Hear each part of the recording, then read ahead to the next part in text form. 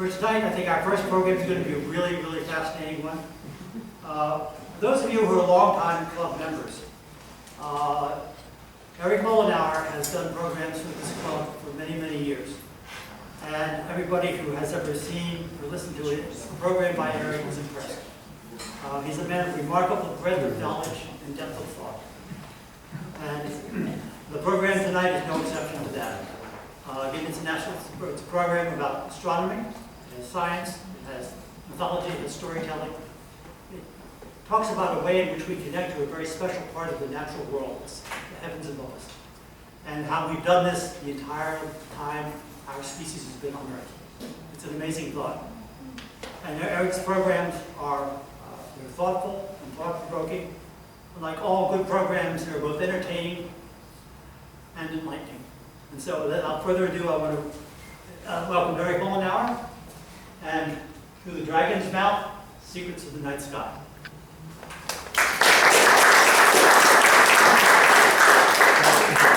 Thanks, Rich.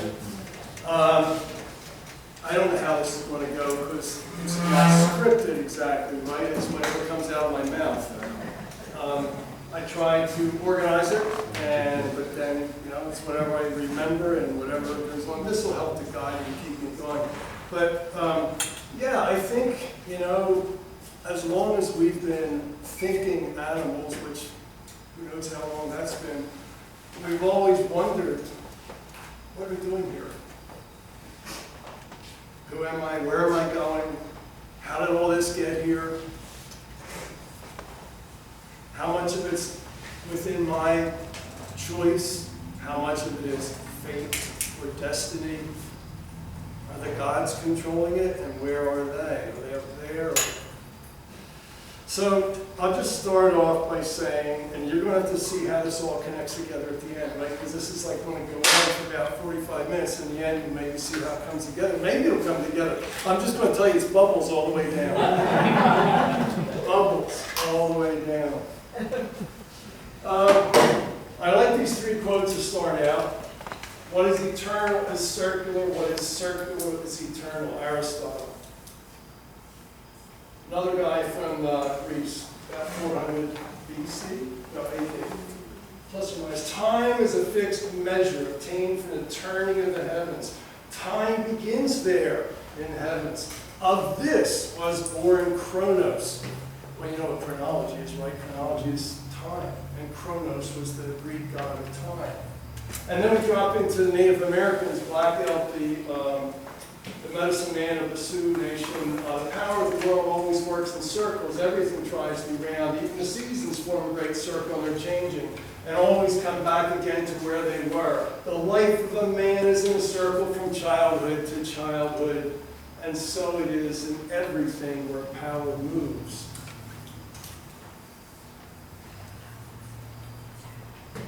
Sherlock Holmes and Dr. Watson went camping.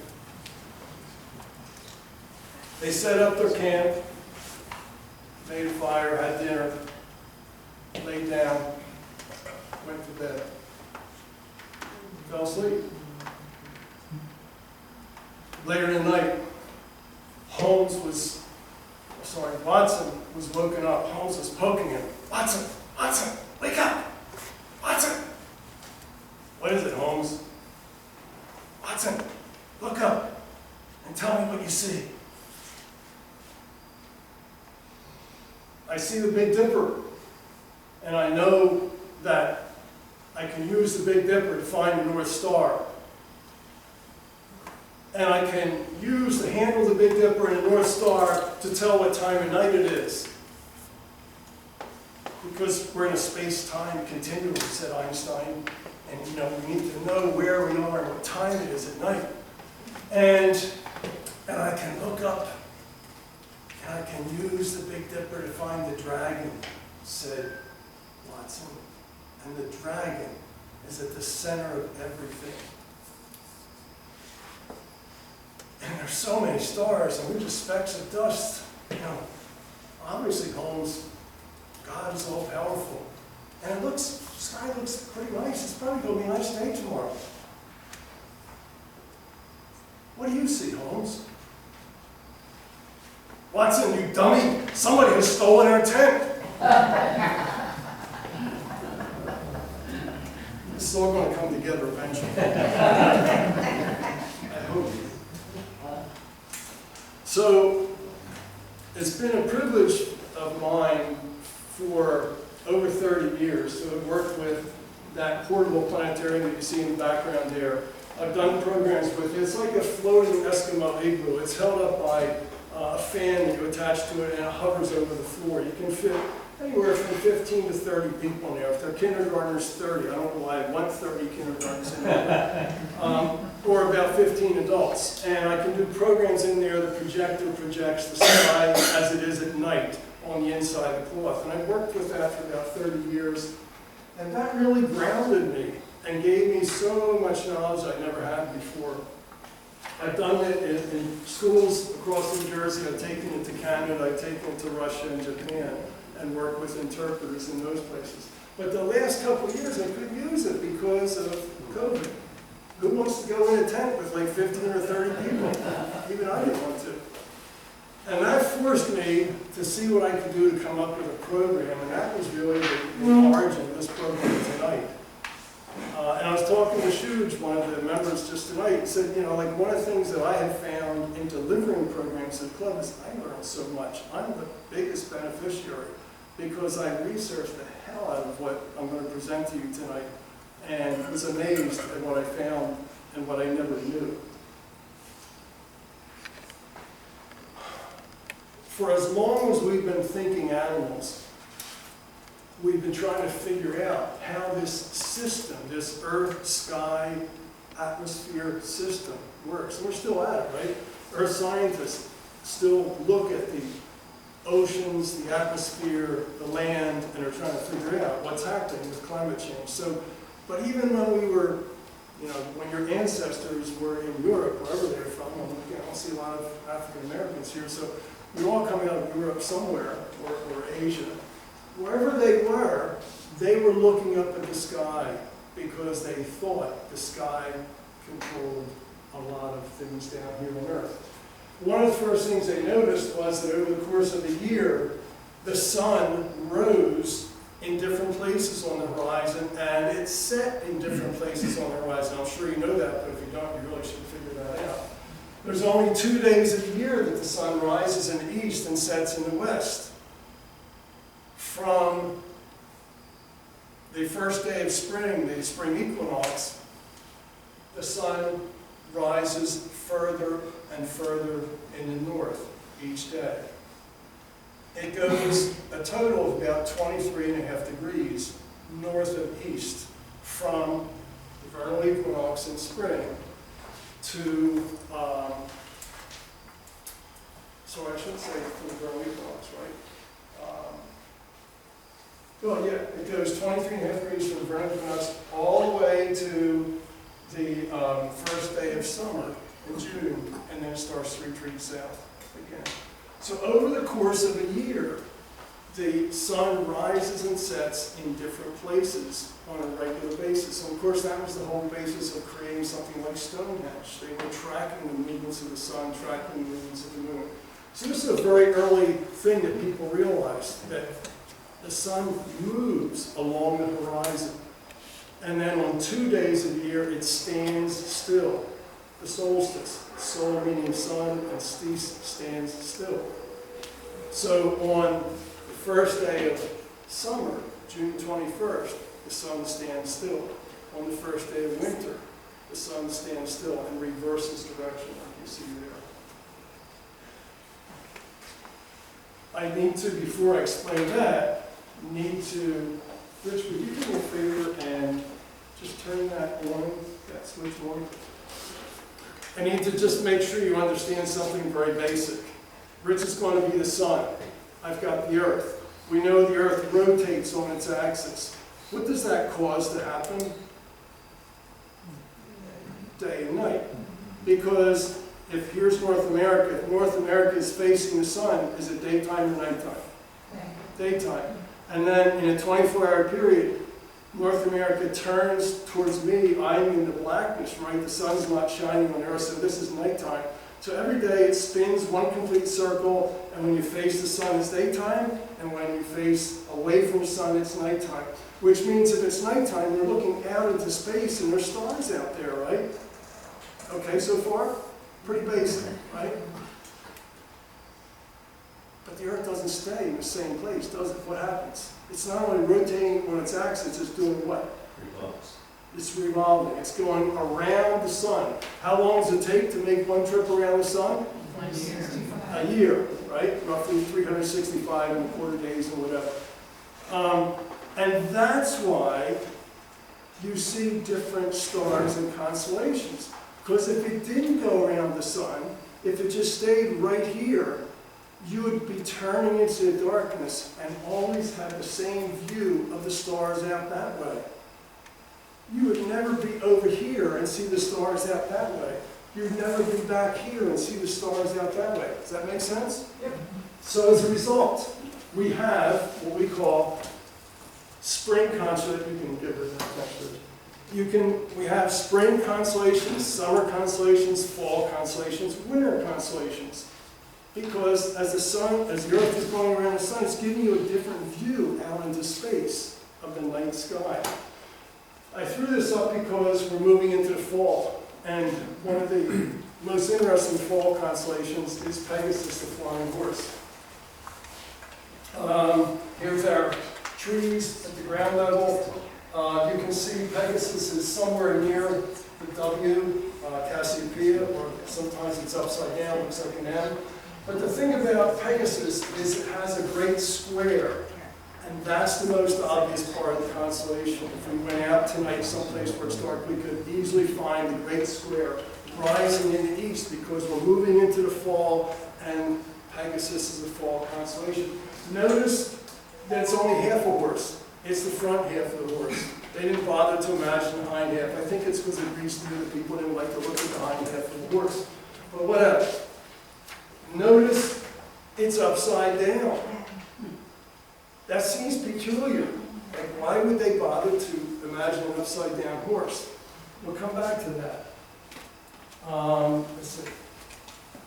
But I want to show you, this is a different visualization of Pegasus the flying horse. It's junk. They show you the great square, but look at that front leg. Does that look natural for a front leg? That horse is weird. And here's Andromeda back here with the wings attached to the horse's butt. No. If he had wings, it'd be up here around the shoulders. So, what this artist did was they wanted to pretend that the Greeks imagined the horse right side up. No. It's actually imagined upside down. And this is an abomination. But I did want to show you this too, because when you come back from the Great Square on what is meant to be the constellation Andromeda, the chained lady, up here is the Andromeda Galaxy. It's the closest galaxy to Earth. It's the only object that you can see that's outside of our galaxy with the naked eye. Now it just looks like a smudge with the naked eye. It looks a little better with a telescope, but you really need a big telescope to see it like that. But, it is really far away from us, and you can find it, and once you know where the square is, once you know how Andromeda attaches to the square of Pegasus.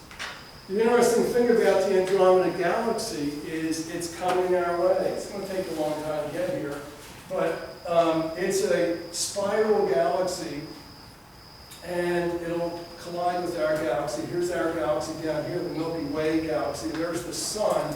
The sun is not located at the center of the Milky Way galaxy. It's about 2/3 of the way out. We'll come back to this idea later. But, in about 4 billion years, we should worry.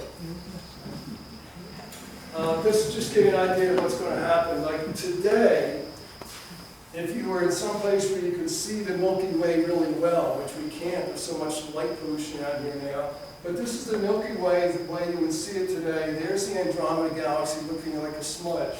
About 2 billion years from now, it'll look that big. about 3.75 billion years, you could look out into the sky and it would look like that.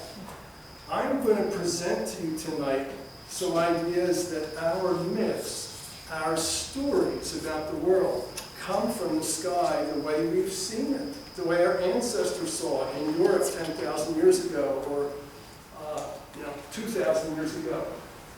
Imagine what our ancestors would have come up with for stories if they saw that in the sky.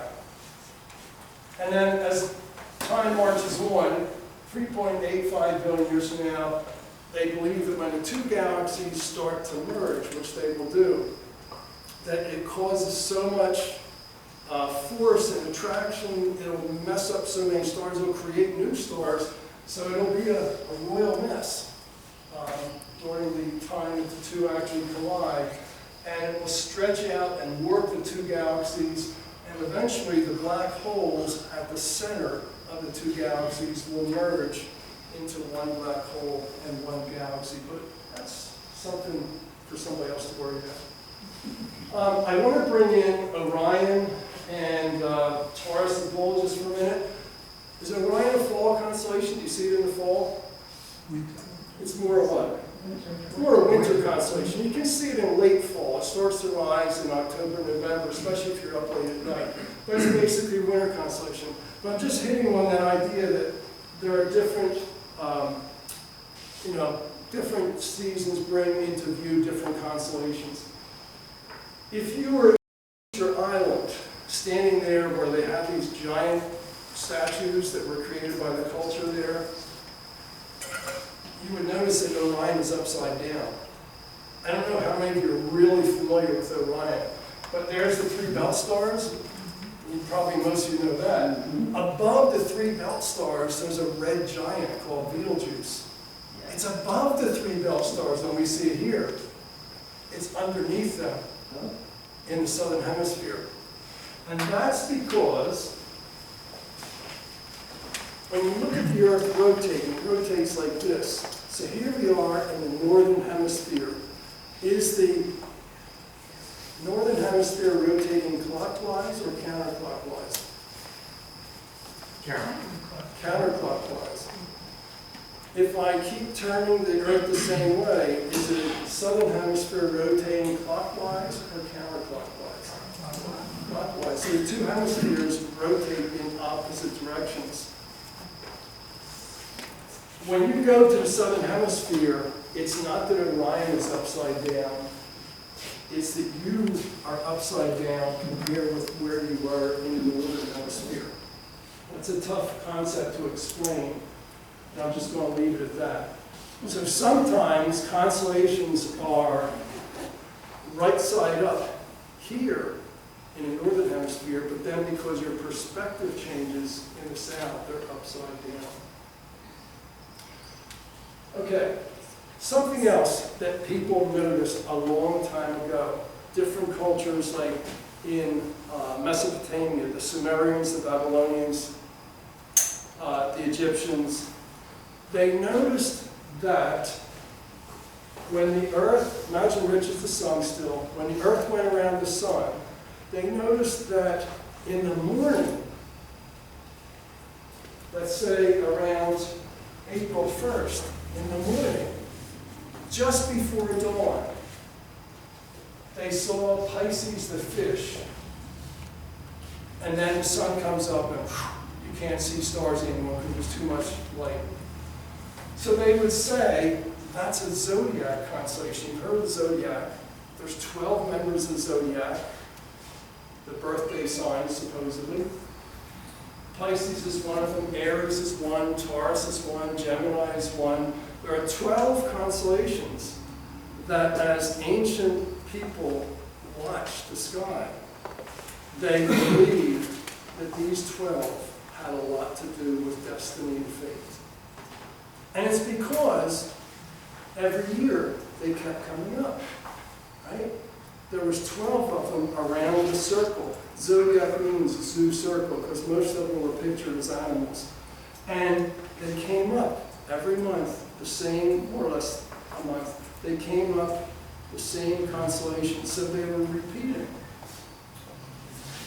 So today, if it's April 1st, when the sun comes up in the east, it's coming up in Pisces. But by May, it's coming up in Aries. By June, it'll be coming up in Gemini. By July, it'll be coming up in Cancer the Crab. They noticed that. There's the 12 Zodiac constellations going around the circle. So Pisces, then Aries, then Taurus, then Gemini, then Cancer, and we're moving into August and Leo the Lion, and so on. Fall equinox today happens right around that time between Leo and Virgo.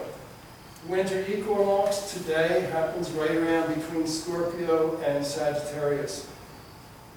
Vernal equinox, the spring equinox, happens between Pisces and Aquarius. Have you heard about the dawning of the age of Aquarius?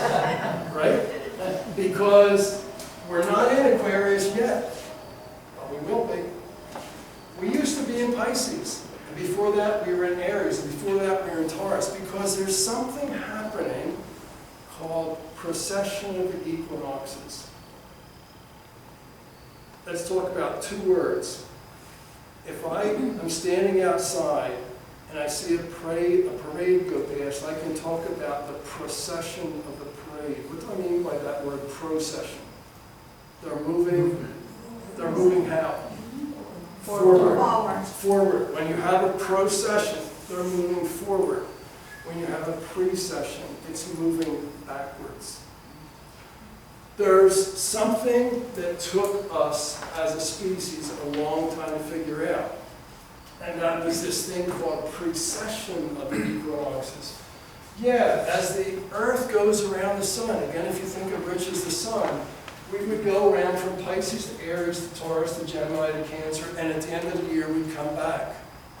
But what some ancient people noticed was that the spring equinox was moving the other way. It was going retrograde. It was going backwards.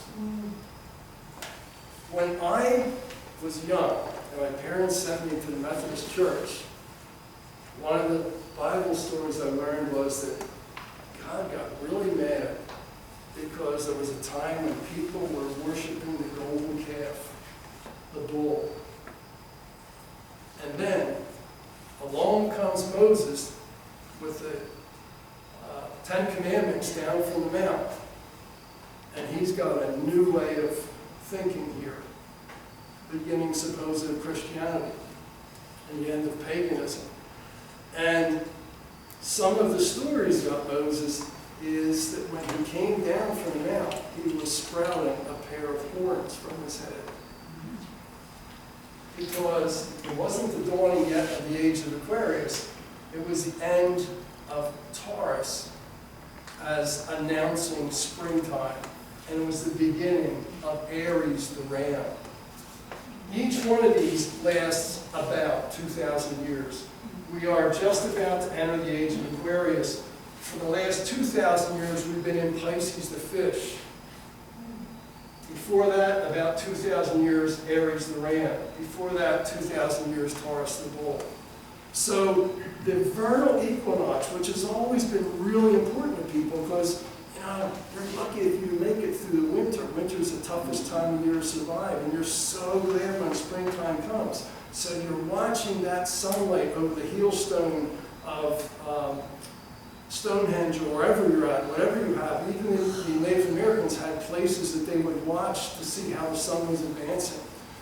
And so you knew when the vernal equinox was.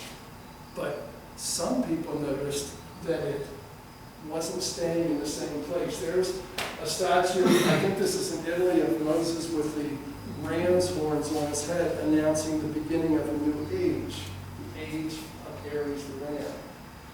So this is what people in Mesopotamia first and Egypt noticed.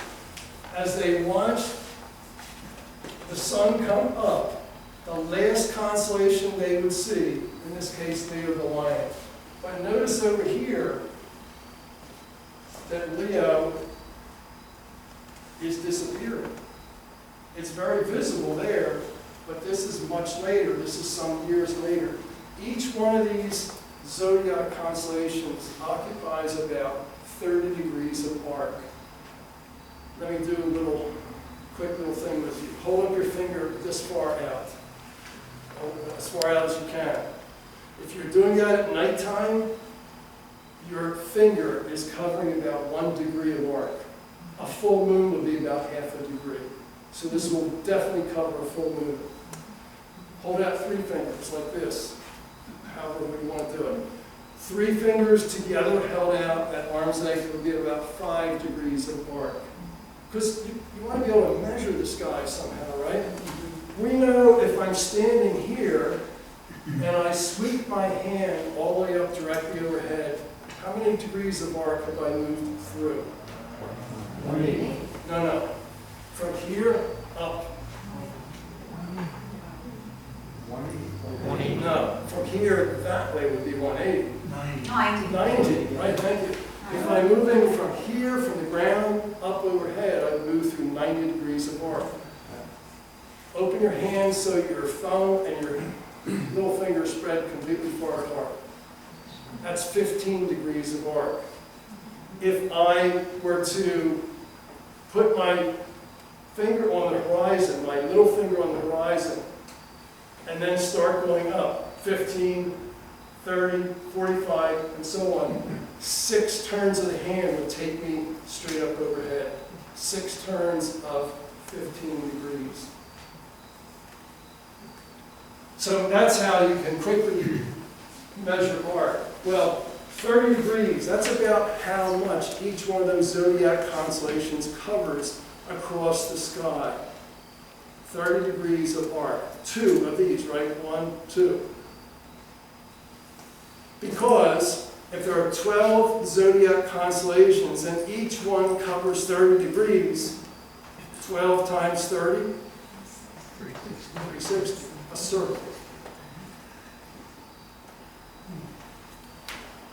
All right.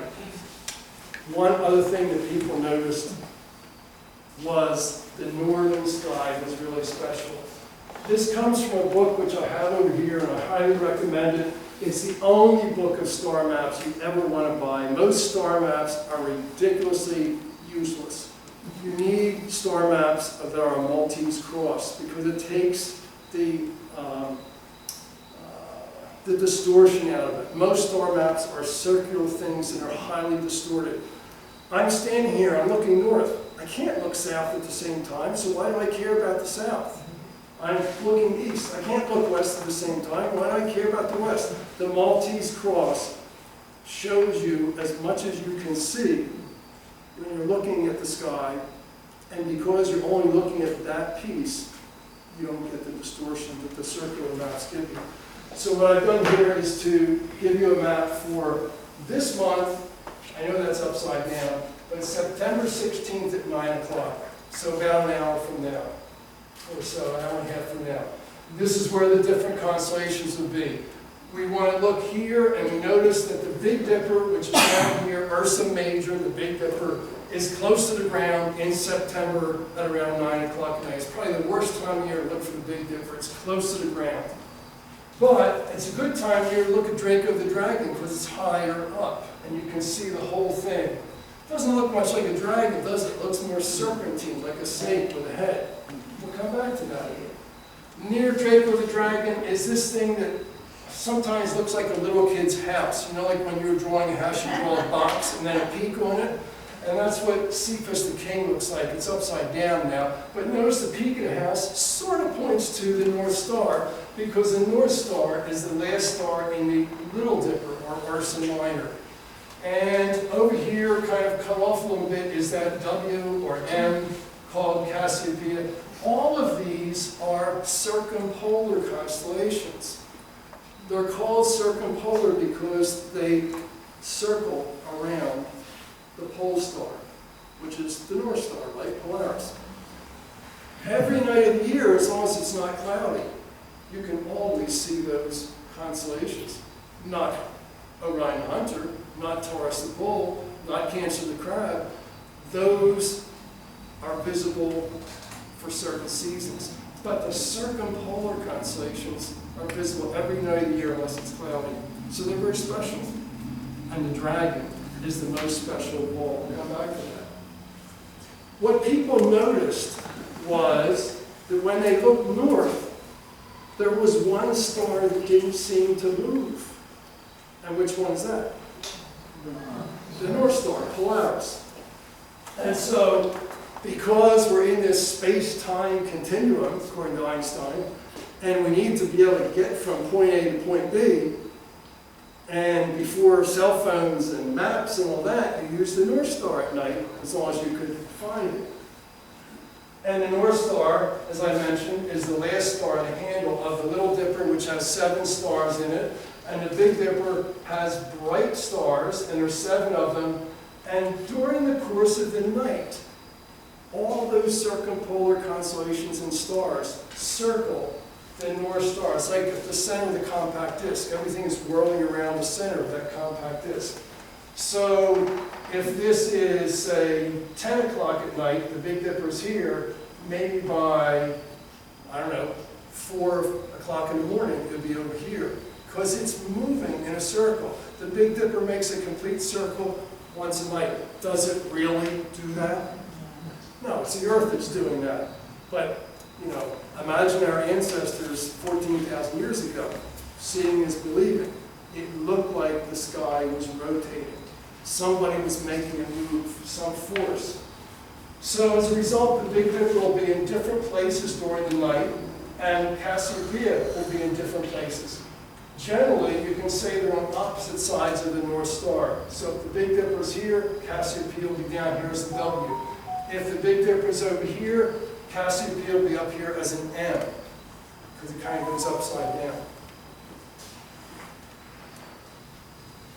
I keep looking for that. I got it right in my hand.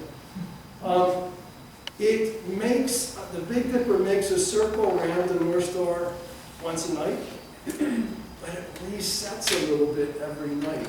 It's like a clock that resets a little bit every night, because as the Earth is rotating, it's also moving on around the sun. So as a result, not only does the Big Dipper make one rotation a night, it resets just a little bit, and so in summertime, it'll be handle up, cup down. In winter, in autumn, which we're approaching now, it's going to be close to the horizon, right side up. In winter, it'll be standing on its handle with the cup pointing up, and in springtime, it's upside down. So the clock resets, which is why a long time ago, and I don't think anybody can tell you when this started, as ancient people watched that rotation, they decided to make a symbol to represent it, and we call that the swastika. It was expropriated by Hitler and Nazis, but it's thousands of years older than that. Nobody can really say how old it is. And it arose, perhaps, in different cultures, widely separated. It's possible they shared it across the oceans, but we know that the swastika was used in India and that part of the world. We know it was used in the south of the United States. And typically, it had the connotation of good health and happiness. And why not? Because it represents the rotating of the sky. I mean, can you imagine if this was like 2 sticks, and on the end of the stick you had a little flagging material, and then you spin it, and you can tell right away that this must be spinning in a counterclockwise direction because the flags are streaming behind. There's also swastikas that are exactly the opposite. Because in the southern hemisphere, remember about the rotation? So we get a swastika going the opposite direction.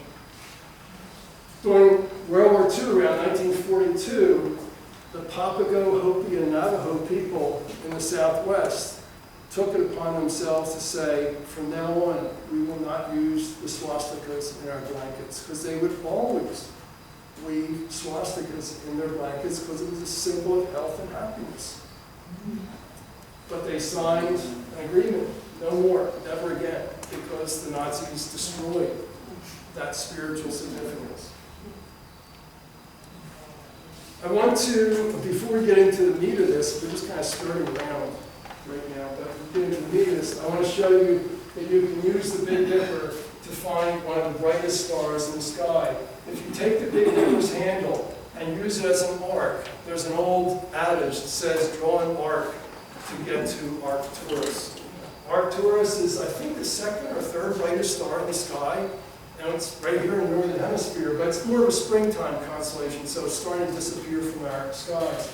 But you notice it kind of arcs, and it's about 1 Dipper length. If you notice the length of the Big Dipper from here to here, to get to Arcturus, you continue the arc of the Big Dipper's handle and go about 1 Dipper length, and you come to the brightest star, and it forms the base of an ice cream cone.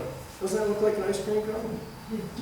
So the brightest star is the base of the cone. Now actually, it's supposed to be this thing called boots, or Bootes, is probably the better way, the more official way to pronounce it, Bootes. But boots, the herdsman. It's supposed to be this guy who's a shepherd, he carries a crook and so on. And then if you want to, you can continue on to Virgo, the Virgin, or the Maiden. But in that case, you do a spike.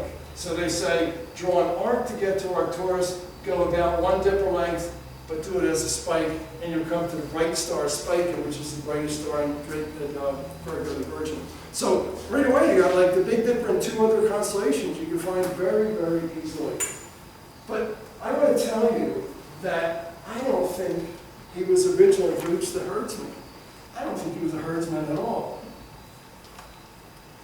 But before we come to that, let's take a good look at that star Arcturus, because it's a really interesting star. We are in the Milky Way galaxy, right?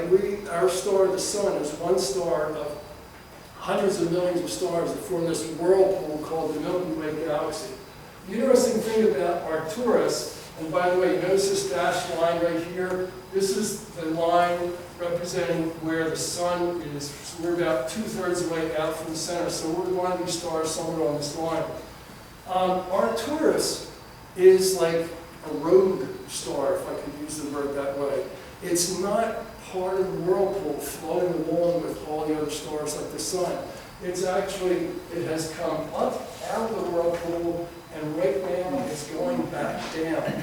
And eventually it'll disappear from view completely. So it's very bright right now because it's coming down towards us, but it will disappear eventually. How long does that take? I'm not going to be here. Pardon? I won't be here. More than a few minutes. More than a few years. But let's again look at the Big Dipper. The Big Dipper, the Greeks imagine it as Ursa Major, the Great Bear. They use a lot of other stars to make the bear. But there's the part that we focus on today, the handle and the cup. We're going to hone in on the dragon now, because the dragon, as Watson said, is the center of everything. To get to the dragon, if you want to find it some night, it's 5 degrees from the cup. Remember 5 degrees, 3 fingers. That distance between the last 2 stars in the cup, that's 5 degrees. You go out 3 fingers, 5 degrees, and turn left. And you can start to follow the serpentine nature of Draco. It winds around between the 2 dippers. Right there is Polaris and the Little Dipper. So the first thing to remember is that the dragon is between the 2 dippers. And you're going to start with the tail. So you're 5 degrees there, 3 fingers, roughly 5 degrees here, turn left, and then start to count the stars, because this star is going to turn out to be really important. Thuban. Very important star. It's the 3rd star in, roughly, in the dragon. It winds around and comes over here to the head of Draco the dragon, and 2 bright stars called Eltanin and Rostaban. Notice that guy's foot right there. That's really important, as it turns out. He has his foot on the dragon to symbolize that he killed the dragon. We'll come back to that. Well, no, we won't. Start right now. The people who first figured out that the dragon is the center of everything were probably the Sumerians. We're talking about 5,000 years ago. Iraq, that area. Roughly, Mesopotamia, Iraq, Iran. They had a story about how everything was created. In the beginning, it was all chaos. And then Tiamat, the female dragon, mated with Apsu, the cosmic ocean. So if you think of the sky at night as like an ocean, and there were no stars yet, but the ocean was there. Tiamat, she who created everything, mated with Apsu, and from her, the stars were born, the moon, the sun, and other things. But the earth wasn't here yet. But she had all these children, right? The stars, the sun, the moon, planets. And some of her kids are really brats. So, like any good mother, she decided to kill one. No, I'm serious, I'm not serious, but this is how the story goes, right? She decided, like, okay, enough of this nonsense, we're going to get rid of these ones. Well, the ones that we're going to get rid of, they got together and said, hey, we got to fight back. And somebody needs to be the leader. And so up steps one of the young Turk gods named Marduk. He says, I'll fight Tiamat. So this is Marduk. This is the Sumerian myth. In a somewhat later myth by the Babylonians, his name is Gilgamesh, if you've heard the name Gilgamesh. So there are different avatars of the same thing, but different cultures. Marduk's price was, I'll take her on, but afterwards, I'm the king of the pantheon. The Zeus of the pantheon, the Greeks would have said. They said, okay, no problem. So Marduk armed himself with 4 winds and 4 horses and God knows what else.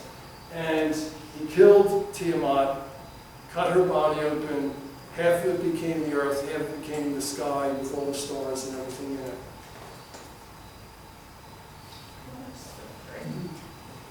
The foot that you saw in that earlier picture was Marduk's foot, because they wanted to make sure that everybody remembered that Marduk had killed the dragon. So here's the foot. One of those stars is Rastaban, one of them is Eltana. And the rest of the dragon goes up that way. So Marduk is upside down. Gilgamesh is upside down. Hercules is just another avatar for Gilgamesh or Marduk.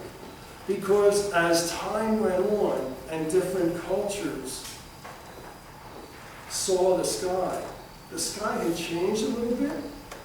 I will tell you, for example, that when they imagined this, Marduk was actually right side up. Hercules, which is the Greek version of this story, is actually right side up.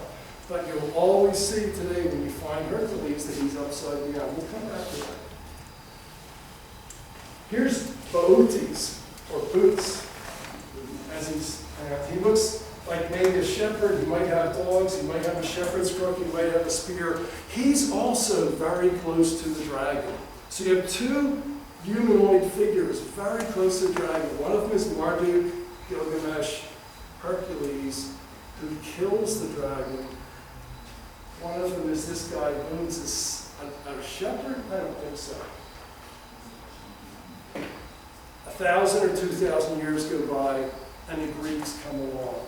And they've adapted their stories to their own culture and their own history, and they have a history about dragons too.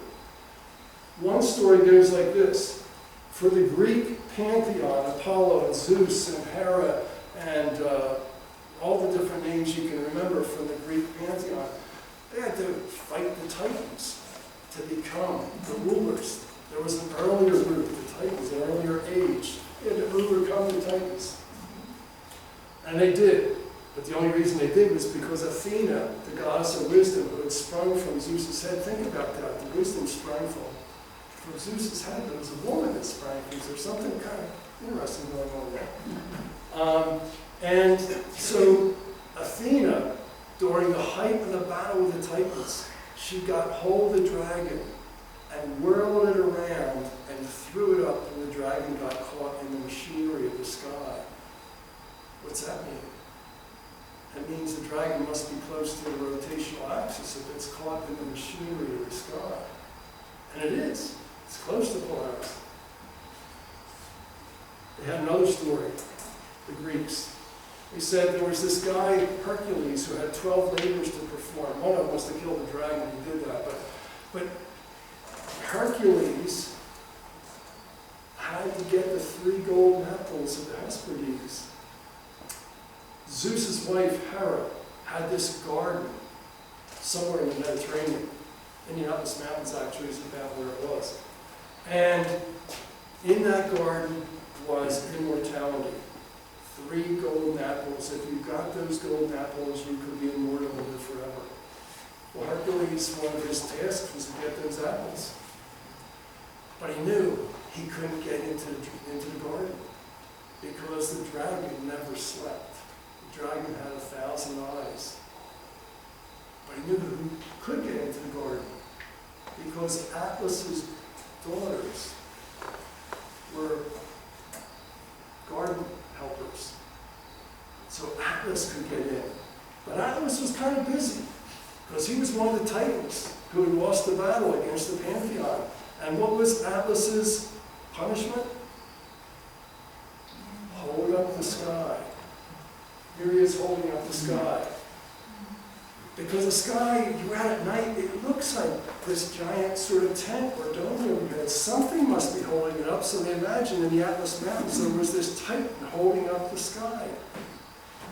So Hercules goes to the Atlas Mountains and finds Atlas and says, hey, if you'll go get the apples for me, I'll hold up the sky while you're gone. And so Atlas says, yeah. And he goes. He gets into the garden. He gets the 3 golden apples, comes back and says, I think you just stay here now and hold the sky. And I'll just enjoy myself somewhere else.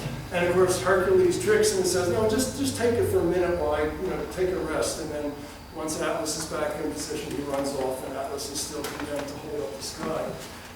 But the 3 golden apples, 1,000 years goes past, and there's another story about another garden.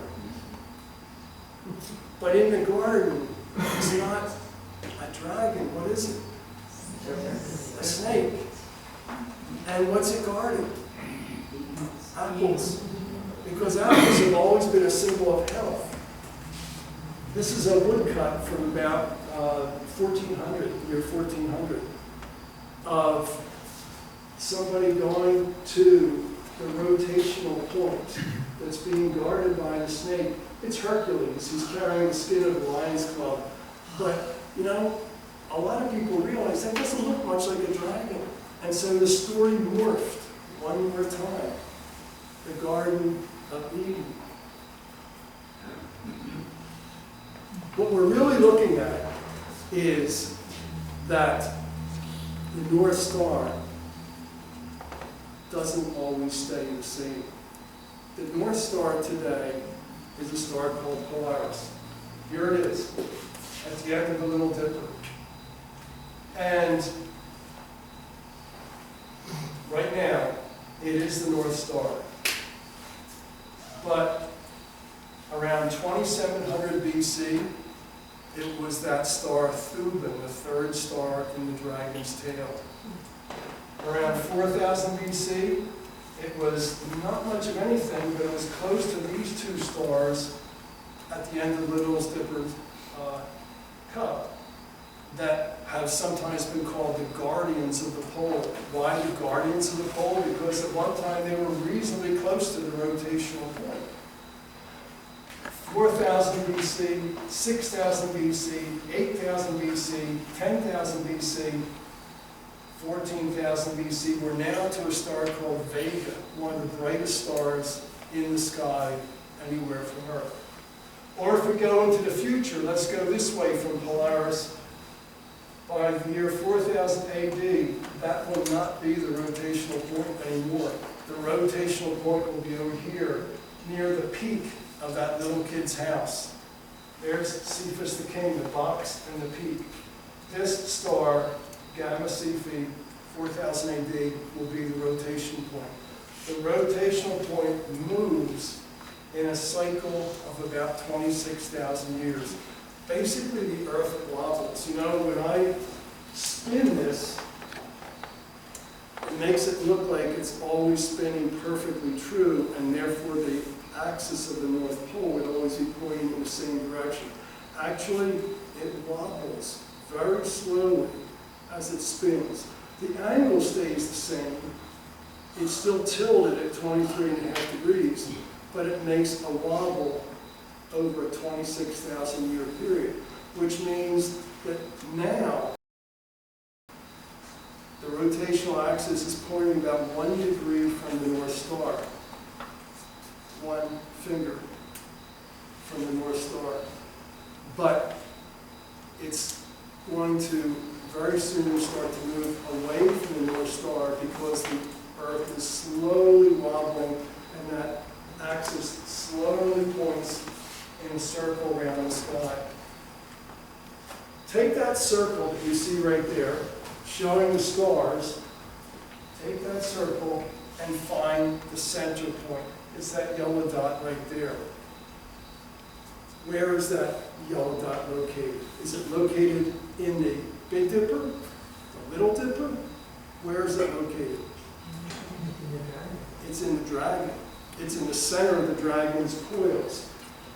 This is what the Sumerians and the Babylonians and then the Egyptians, we know for sure that they worked this out. If you look in books, they'll tell you that it was a guy named Thales, about 400 BC, a Greek, who worked out this precession of the equinoxes, which causes the North Star to slowly change. The star that is the rotation point slowly change. Supposedly it was Thales, 400 BC, that worked this out. No, no, no, no. The Sumerians and Babylonians had this worked out. The Egyptians had this worked out. And they understood that the center of that wobble was right in the dragon. And that's why the dragon was the center of their mythology, the center of everything. They sometimes call this the open pole of heaven.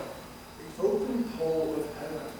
Because the circumpolar constellations, they never set. In other words, they never die. They're immortal. And that must be where heaven is located. That's where the dragon is, in the Garden of Eden. That's why the dragon has 1,000 eyes and he's so hard for Hercules to approach, because he never has to sleep. And the center of that rotation point is the whole of heaven, the immortality place. I did bring a couple of umbrellas, and I probably should have opened them a long time ago. My wife is probably wondering why I didn't open these already. So let's see. I don't know how easy this is going to be to see, so you may have to look at these later on. I'm going to see what I can do with my cell phone. I meant to bring a brighter light, and I forgot. So let's see what my cell phone can do. Probably not much. That makes it worse. No, that makes it worse. What I have here is a cheap planetarium. And I don't know how well you can see it, but I've got the W here, which is Cassiopeia. I've got the Little Dipper here, and the North Star, Polaris, will be very close to the rotational point of the umbrella. And I've got the dragon here between the two dippers. There's the Big Dipper up top. And so with this, you can do quick illustrations of the rotation of the northern sky. And you can see that the dragon is one of those circumpolar constellations. And I know that's tough to see, like I said, I really meant to bring a flashlight and forgot, so I'll leave that out. I also have a second umbrella, and this one, we're just going to look at a little part of this. So, in this second umbrella, there's the bright star Vega, there's the North Star. That circle that I just showed you the graphic of, which shows the different stars over a 26,000 year period, we're going to look in this next umbrella just at this part of the umbrella down here, where the Little Dipper and the dragon and the bright star Vega is.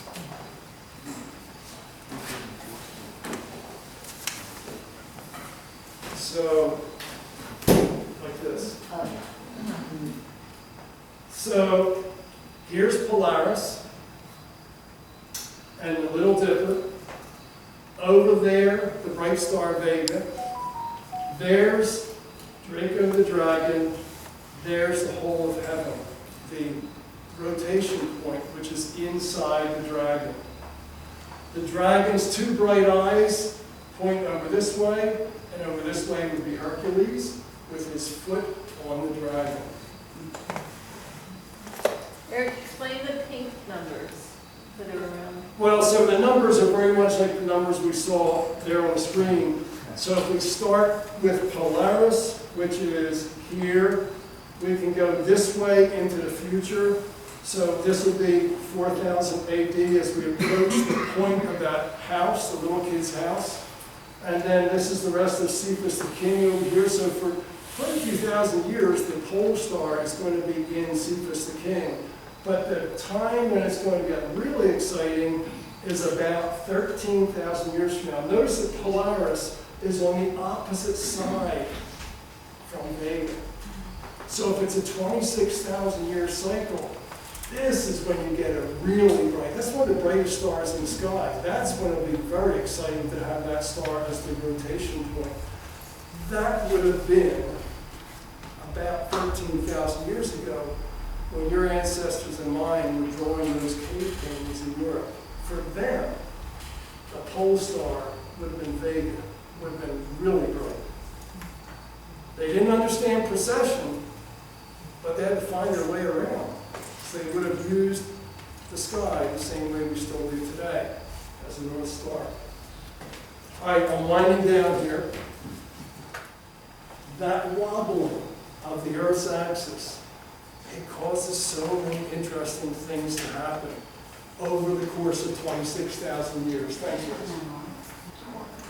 So we have two circles here, two big circles, and one small circle in the middle. The one small circle in the middle is the 26,000 year circle of what becomes the pole star. So here we are today. Here's Polaris. We know that that's the rotation point. But we know in about 13,000 years, what will it be? Vega, over there. So this is our 26,000 year circle of the pole star. Think of this as a Venn diagram, right? Because it is. Like, you think of these two big circles. You know, when you have a Venn diagram, you have the two circles, and where they overlap is, you know, the place to focus on. As the pole star goes around this way, the whole circle will shift to the right, or the whole big circle will shift to the right. Does that make sense? If this is the rotation point for this whole big circle, as the pole star goes here, here, here, here, this whole giant circle starts to shift to the right. And so in 13,000 years, when Vega is this roughly the center point of the rotation, then this is what you see at night. In other words, in 13,000 years, not only is Vega the center point, the rotation point at night, but you no longer see the Big Dipper as a circumpolar constellation. That circle has shifted so much that only the handle is now part of the circumpolar star. So what is circumpolar shifts over 26,000 years. Notice that Hercules will be a circumpolar constellation. It will be so close to Vega, it will never set at night. So the wobbling of the Earth causes changes not just in the location of the North Star, but in other constellations. This is another picture of basically the same thing. Here's our serpentine dragon. Here's Hercules, close to the head. Here's the bright star Vega. It should be on the opposite side to Polaris, which is down here, roughly. So this is just and we're heading in this direction. We're heading towards the little kid's house. Quickly, I want to bring in a book called The Kalevala. I don't know if you've ever heard of it. It's the story of the Finnish people, Finland. And the early Finnish people, the Sami people, had stories about the rotation of the axis. They thought that the rotation had been caused by their early gods. And the gods were basically creating a mill. Because as time moves on, people use what's common to them to represent the sky. So the Vikings, for example, they said that Polaris was the silver spike of Odin. It was Odin who kept the sky up by driving a silver spike into the sky. We can't have that silver spike until you have nails. So that kind of helps you know when that came into existence. In the Finnish concept, there was a time when the gods created a mill. Because before agriculture, there were no mills. So at some point we create mills. Why do we create mills? Because we need to grind wheat. Why are we grinding wheat? Because we're growing wheat. And the mill turns round and round and round. And for the Sami people, they viewed that rotation as a giant mill turning in the sky. And that giant mill, as it turned, it spun out the stars. And then it spun out the sand on the beaches. And then it spun out the salt in the ocean. So here we are in the early Kalevala myth when they're creating the mill. And they thought that at one point the mill, because there was a war between the gods, at one point the mill fell off a ship into the ocean and created a maelstrom. You probably remember, like in some of the really early maps, when they started to map the world, they would usually have a place where they said there was this giant whirlpool. Watch out, don't go there because it'll drag your ship down. What does the maelstrom mean? Mael, M-A-E-L, is mill, millstream. So it goes back to this Finnish myth that the mill fell into the bottom of the ocean and left the whirlpool there, the maelstrom, the millstream. In Buddhist and Hindu cultures, when they watched the rotation of the sky, they had a story about the gods and demons that were pulling a snake around. You can think of like a fire drill. And the demons are pulling one way on the snake, and the gods are pulling the other way on the snake, and they're churning milk. Because how do you make milk? How do you make cheese? In a churn. You have to keep it turning, turning, turning. And so in that concept, the rotation of the sky was a churning of the mill from the gods and the demons. If we go to Egypt, you know there's 3 pyramids in Giza, and there's every reason to believe those 3 pyramids represent the 3 belt stars of Orion, because Orion was Osiris in Egypt. Osiris is where the afterlife was. If you want to go to heaven, you go to where Orion is, although he's called Osiris in Egypt. And the 3 bell stars are like a teleportation device to get you there. If you recreate the image of heaven on earth maybe the gods will bless you and allow your soul to go to heaven. So here's Orion's belt, and he's holding the bright star in Taurus, the bull of Orion. They were so sure that Osiris was where heaven would be, that in one of those pyramids in Giza, there's a shaft, and you look up it, and at that time, when the pyramids were built, and around 2700 BC, you would have looked up that shaft, and depending on the time of night, seen the belt of Orion. You look up another shaft, and you would see the bright star Thuban, remember, third star in the dragon, because in 2700 BC, that was the rotation point. So the pharaoh needed to be able to navigate to the afterlife. They had the whole thing worked out, the whole thing in procession worked out, that they understood that around 2500 BC, I'm just using round numbers here, around 2500 BC, when Orion arcs across the sky in the wintertime, he arcs at this level. But they also understood that as the years went by, Orion was arcing higher and higher in the sky. They could see that. They kept track of that.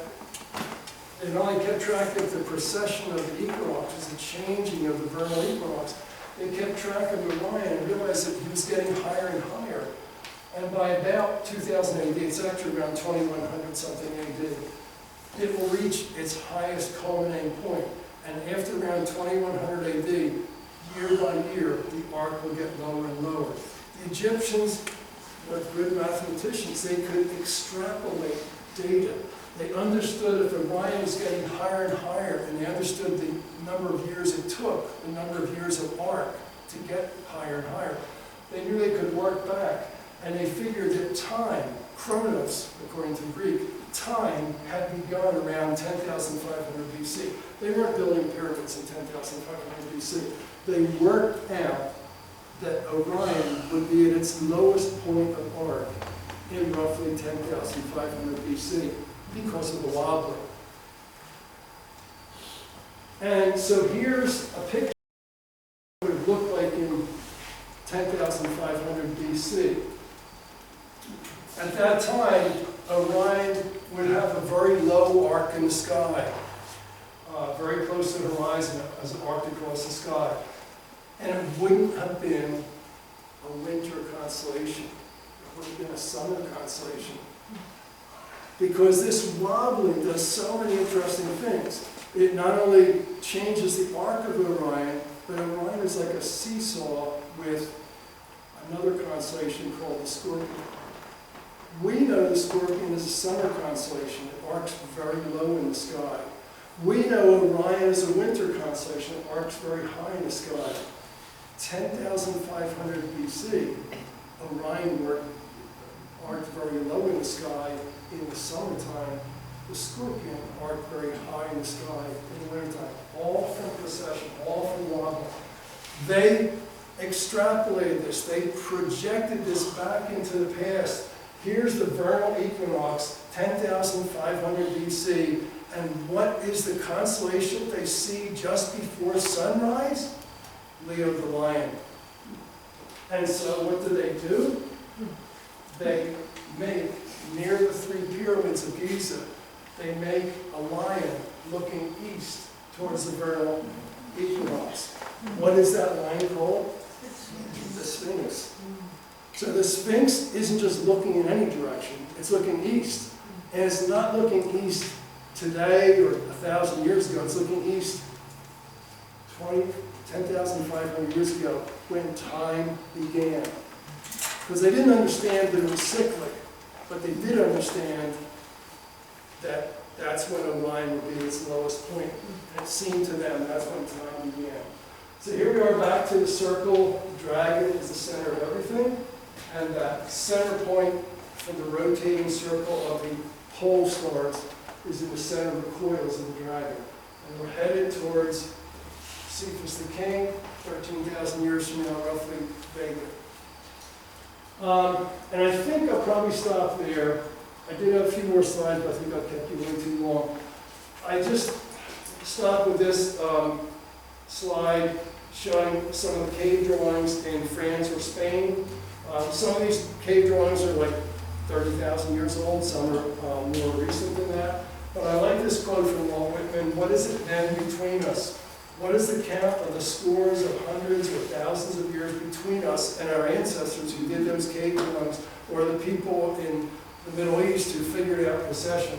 Whatever it is, it avails not. Distance avails not. Place avails not. Time avails not. I too live." I think that's the statement of these people who did those drawings. I was here too. I lived. And the people who did the pyramids, the people who did, the Sphinx and so on, they understood so much because they paid so much attention to what was happening around them. Let's see. Real quick, if I can just keep your attention 1 second. We're in this galaxy, the Milky Way. We are here. There's the sun. We're in a particular arm because it's a spiral galaxy with many arms. We're in the Orion arm, which tells you that the stars of Orion are pretty close to us. In the center of the galaxy is a black hole that holds it all together. But it's bubbles all the way down. It's bubbles. Sorry, didn't even go quite that fast. Whoops, yeah, all right. So, yeah. I can deal with that. As scientists look around at the galaxy, they understand that, like, some places the dust and the stars are closer together, and some places they're really spread out. It's basically Swiss cheese out there, is what it is. Thank you. Here's the sun here. We're in the center of a bubble, and there's stars around us, and if we pay attention, we can probably figure out, like, oh, there's Thuban. There's the third star of the dragon. So when we're looking this way through the bubble, we're looking towards the dragon, the third star of the dragon. If we look this way, this is the Hyades, this will be in Taurus, the bull. So in different directions, we see different stars in the sky, but we are located in a bubble. This yellow stuff is much thicker, it's much more gas, hydrogen, and capable of producing more stars. Thank you. But if you go out a little bit, I guess I have to keep going. Thanks for fixing that. If you go out a little bit, here's that bubble that we were just in. There's the sun at the center of it, and there's other bubbles beyond our bubble. So this is Luke 3, they call it. This is Luke 2. Let's see. Cygnus, this will be Cygnus the swan out this way. Tauri, this is Taurus out this way, Taurus the bull. Let's see, Hydra up this way. You can sort of get an idea of what you're looking depending on names of stars. The only stars they're showing you in these drawings are the giants, the big stars, the red giants and the blue giants. And keep going out, it's bubbles all the way down. So space and stars, it's not evenly distributed, but it's bubbles. And what creates the bubbles is when you have a supernova, the star blows up, it blows that gas out to make the bubble. And we constantly have new stars being born, constantly have stars exploding. And so you get the Swiss cheese effect. So a couple of interesting books over here you might want to take a look at. The Guide to the Galaxy is where these drawings come from. Star Maps for Beginners, the Kalevala, and 2 books, When They Severed the Earth from the Sky. It has the picture on it of the Hindus or the Buddhists pulling a snake to churn the milk. And this one, Hamlet's Mill. Hamlet is part of this story too, but I won't go into it. I'm done.